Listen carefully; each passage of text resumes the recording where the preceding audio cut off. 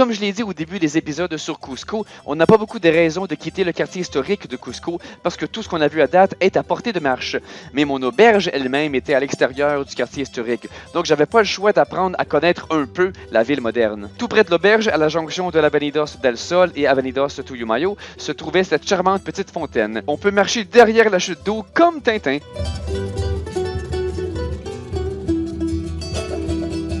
L'arrière de la structure était toute peinte de manière très élaborée.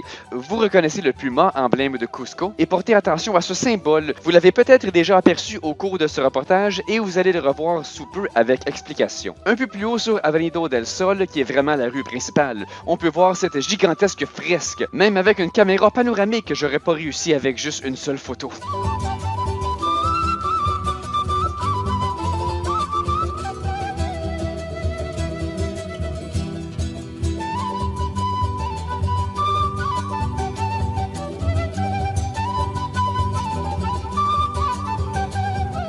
Un peu plus bas dans la ville, alors que je marchais vers l'aéroport à ma dernière journée, je suis tombé sur un tout petit parc d'amusement. Comme c'est mignon. Donc les locaux qui n'ont plus rien à foutre du Coricancha parce que c'est monnaie courante pour eux, ont leur propre spot d'amusement. Pas très loin, j'ai vu cette saisissante statue de l'Inca. Oui, précision, historiquement, le terme Inca désignait le dirigeant de l'Empire. C'est juste plus tard que le terme a graduellement été étendu pour parler de la nation au complet.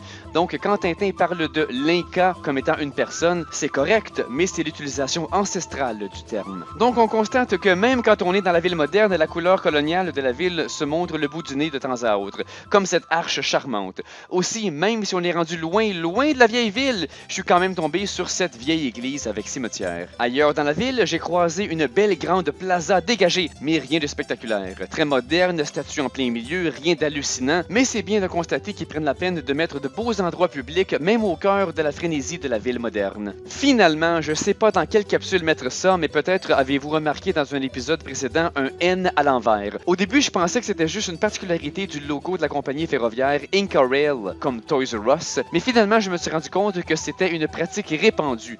On trouve des N à l'envers sur ce poster aussi. Qu'est-ce que ça signifie? Ça signifie que je commence à manquer de choses à dire. Il est temps qu'on commence à s'approcher de vous savez où. Merci de votre écoute. J'apprécie énormément vos commentaires, vos abonnements, vos likes, mais de loin, la méthode la plus efficace pour m'encourager est de devenir supporter sur Patreon. Vous m'aiderez alors à travailler sur ces capsules à temps plein et ainsi les produire dans des délais bien plus brefs. Merci, cher public, je fais tout ceci pour vous, mais je fais aussi tout ceci grâce à vous.